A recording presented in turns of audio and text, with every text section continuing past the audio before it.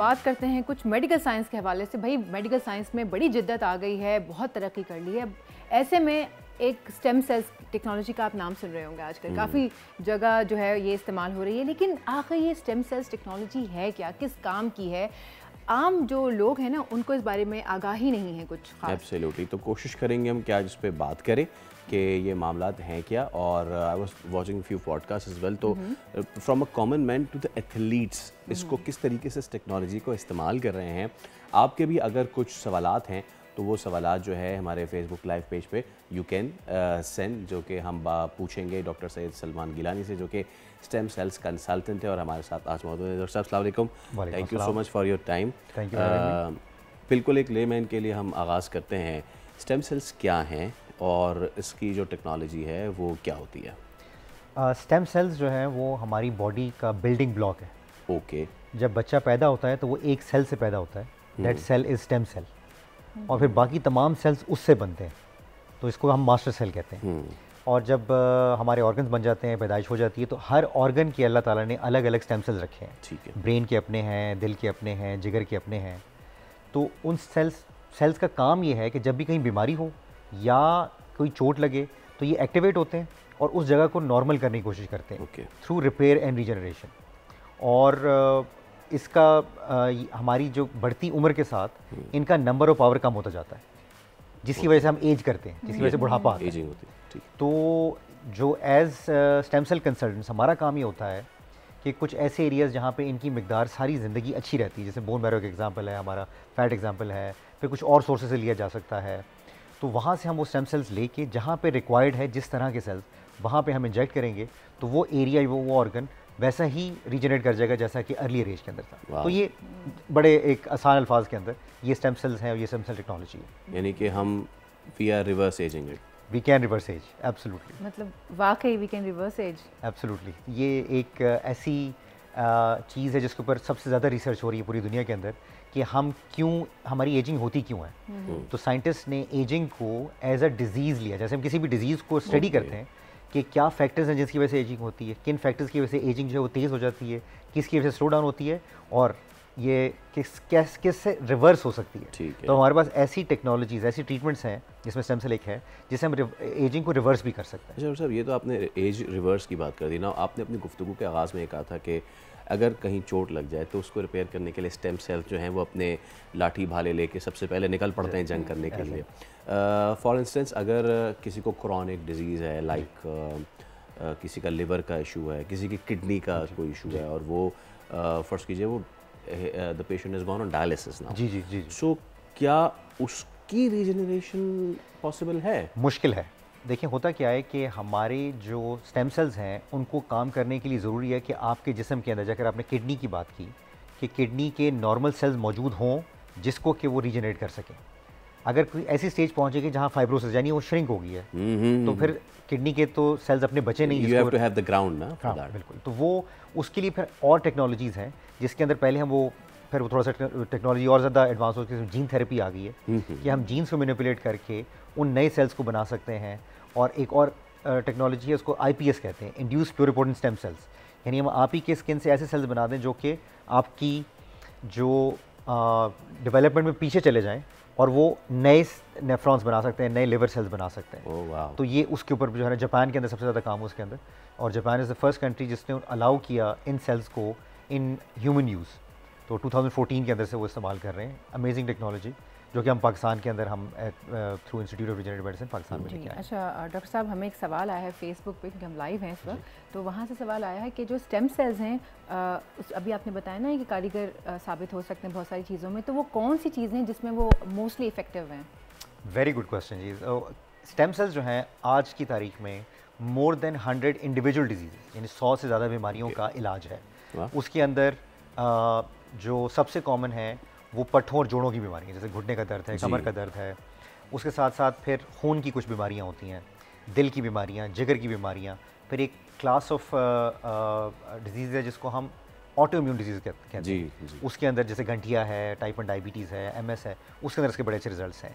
Cancer के अंदर इसके बड़े अच्छे रिजल्ट्स हैं। उसके बाद फिर कुछ दिमागी बीमारियां हैं, बच्चों में ऑटिज्म है, बड़ों में फालिज हो जाता है या दिमाग को चोट लग जाती है, उसके स्टेम सेल से बड़ा अच्छा result. And this cancer which stage can be cured? देखिए आजकल हम लोग काम कर रहे हैं पूरी दुनिया के अंदर एक नई टेक्नोलॉजी जिसको हम CAR-T सेल्स कहते हैं, इम्यूनोथेरेपी, कि हम आप ही के इम्यून सिस्टम को इतना स्ट्रॉन्ग कर दें कि उस कैंसर को स्पेसिफिकली ट्रीट कर दें।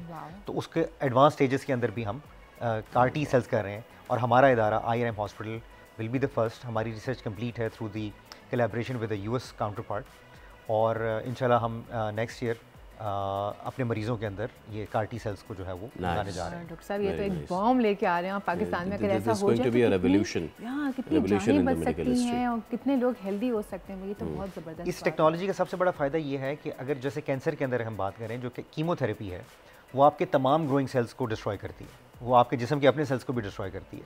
CAR-T टेक्नोलॉजी का ये फ़ायदा है कि वो स्पेसिफिक उस कैंसर के सेल्स को टारगेट करेगी, उनको डिस्ट्रॉय करेगी, बाकी किसी सेल को कोई नुकसान नहीं पहुंचाएगी। अच्छा डॉक्टर साहब, एक और सवाल आया है, सिद्रा ने हमारे फेसबुक पेज पर पूछा है कि स्टेम सेल्स के कोई साइड इफेक्ट्स तो नहीं है इस टेक्नोलॉजी के ट्रीटमेंट के? आपके जो व्यूअर्स हैं बड़े नॉलेजेबल हैं, बड़े अच्छे सवाल पूछ रहे हैं। बिल्कुल, जो स्टेम सेल इटसेल्फ है उनके कोई साइड इफेक्ट्स नहीं है अगर आप ही के लिए गए। तो स्टेम सेल लेने के मुख्तलिफ तरीके हैं, हम आपसे भी ले सकते हैं और डोनर से भी ले सकते हैं। अगर आपके ही जिस्म से लिए गए हैं, आपके अपने सेल्स हैं, तो उनके कोई साइड इफेक्ट्स नहीं है। अगर हमने डोनेटेड सेल्स दिए हैं, किसी और के सेल्स से लिए हैं, किसी और के जिस्म से लिए हैं, तो उनको पहले मैच करना पड़ता है और उसके अंदर रिएक्शन और रिजेक्शन के चांसेस होते हैं। Just like kidney replacement. जी, उसमें मतलब आप कह सकते हैं कि उसमें मैचिंग की जरूरत पड़ती है। जी। लेकिन डॉक्टर साहब वो अपने ही हों जिसके, तो उसमें कोई साइड इफेक्ट्स जैसे अगर कोई फैमिली लीनिएज का है तो उससे जी, अगर मैचिंग है तो फिर कोई ओके। अच्छा, अब इसमें ये डॉक्टर साहब के मैं I was going through one of the podcast और उसमें जो थे एंड लेट मी से इंडियन डॉक्टर जी, वो ये बता रहे थे कि एक जो एथलीट्स हैं ना, वो ये काम करते हैं कि वो अपने स्टेम सेल्स जो है वो पहले इंजेक्ट आउट करवा लेते हैं और वो they go and keep it in some facility और फिर उसको दोबारा से वो कर देते हैं। तो ये क्यों करते हैं लोग? देखें, जो अगर हम स्पेसिफिकली स्पोर्ट्स इंजरीज की बात करें, एथलीट्स की बात करें, तो इनके पास बड़ा, अगर इंजरी हो जाए इनको, तो उनके पास बड़ा लिमिटेड टाइम होता है कि ये रिकवर करें और दोबारा से गेम में वापस जाएं। आपने सुना होगा अक्सर ऐसे पहले होता था कि कुछ एथलीट्स को चोटें लग जाती थी जिसकी वजह से उनका करियर तबाह हो जाता था कि वो फिर दोबारा से वापस नहीं जा सकते थे।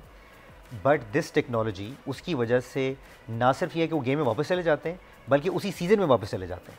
तो जो आपने सवाल किया कि क्यों वो अपने सेल्स जो पहले से स्टोर करवा के रखते हैं ताकि उनकी प्रोसेसिंग में टाइम ज़ाया ना हो, वो जैसे ही उनको कभी इंजरी हो जाए बिल्कुल ऐसा। तो वो ये इस वजह से अब हमारे पास भी बहुत एथलीट्स आते हैं, वो इसी तरीके से उनको ये खतरा होता है कि भाई खुदा न खासा उनका सीज़न ज़ाया ना हो जाए, तो हम फिर उनको ये स्टेम सेल्स टेक्नोलॉजी, और इसने काफ़ी पजीराई इस तरह हासिल की, खासतौर पे अमेरिका में टाइगर वुड्स एक काफ़ी मशहूर गोल्फर हैं, तो उनको जो है वो टेनिस एल्बो हो गया था, जिसकी वजह से वो उनकी स्विंग जो है वो ख़राब हो गई और लोगों ने कहा कि शायद अब आपको सर्जरी करानी पड़े जिसकी वजह से आप नहीं खेल सकेंगे। तो at that time in 2010 he did this regenerative medicine stem cell treatment, जिसकी वजह से ना सिर्फ वो गेम में वापस आए बल्कि वो ऑगस्टा चैंपियनशिप जीत गए उस साल। तो एक बहुत बड़ी एक आई स्टिल रिमेंबर कि ये टेनिस एल्बो वाली जो चीज़ थी ये सचिन तेंदुलकर को भी हुई थी, जिसपे उनका जो परफॉर्मेंस थी बहुत ज़्यादा फिर वो हो गई थी। हमें एक और सवाल आया है नक्श अब्बास का, वो पूछ रहे हैं कि कौन कौन से ऐसे मरीज़ हैं जो स्टेम सेल्स से नई बेनिफिट उठा सकते हैं, कौन सी कंडीशन है कि कंडीशंस कौन सी ऐसी हैं जो स्टेम सेल्स? देखिए, मैंने आपको बताया कि अभी मेडिकल रिसर्च ये होती है, थ्योरेटिकली अगर आप पूछें ना तो कोई भी बीमारी स्टेम सेल से ट्रीट हो सकती है, थ्योरेटिकली अगर पूछें। लेकिन मेडिसिन की जो फील्ड है बड़ी कॉम्प्लेक्स है, कि ऐसा नहीं है कि आपने आज सोचा कि ट्रीटमेंट हो जाएगी और कल से आप ट्रीटमेंट जो है ना करना चाहिए। इसको साल लग जाते हैं, ऑलमोस्ट अ डेकेड, 10 साल लग जाएंगे। एक टेक्नोलॉजी जिसको आप सोचेंगे आज, उसको from the bench to bedside की, यानी आप पहले रिसर्च से मरीज़ के पास लेके जाएंगे। तो जैसे मैंने बताया तकरीबन 100 से ज़्यादा बीमारियाँ मैंने कुछ आपको बताई हैं कौन कौन से एरियाज़ में जहाँ पे, तो उनके अंदर उनका ट्रीटमेंट है, बाकियों में रिसर्च जारी है। तो अच्छा, और एक और सवाल आया है और कुलसूम का, वो पूछ रही हैं कि पाकिस्तान में जो स्टेम सेल्स की आप टेक्नोलॉजी के बारे में बात कर रहे हैं, ये सस्ती है, इजीली लोग अफोर्ड कर सकते हैं? जी, बड़ा अच्छा सवाल है कि ये अगर हम इसको कंपेयर करते हैं ना, जैसे अगर हम मुख्तलिफ बीमारियों में करते हैं, घुटने की बीमारी बहुत कॉमन बीमारी है, उसका इलाज जनरली क्या होता है कि आपको नी रिप्लेसमेंट करानी पड़ती है, ये जो कि एक बहुत महंगी और बहुत मुश्किल सर्जरी है।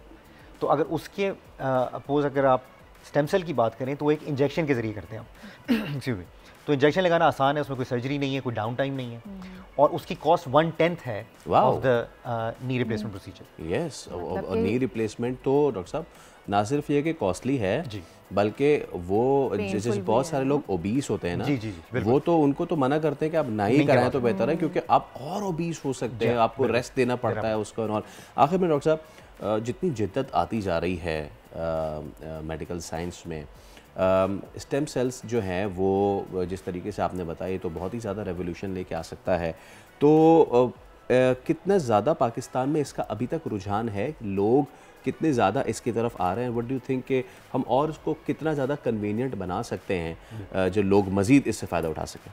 देखिए, जब मैं अमेरिका से वापस आया और हमने ये सेंटर अपना बनाया इंस्टीट्यूट ऑफ रिजनरेटिव मेडिसिन, तो हमारा जो सबसे प्राइमरी गोल ये था, एक तो हम लोग क्वालिटी की चीज़ पाकिस्तान के अंदर लेके आए, जो कि लोग पाकिस्तानी बाहर जाते थे जी, हमारे हमसाया ममालिक में जाते थे, यूरोप जाते थे ये ट्रीटमेंट कराने के लिए, कि उनको वो ट्रीटमेंट जो है वो पाकिस्तान में मिले।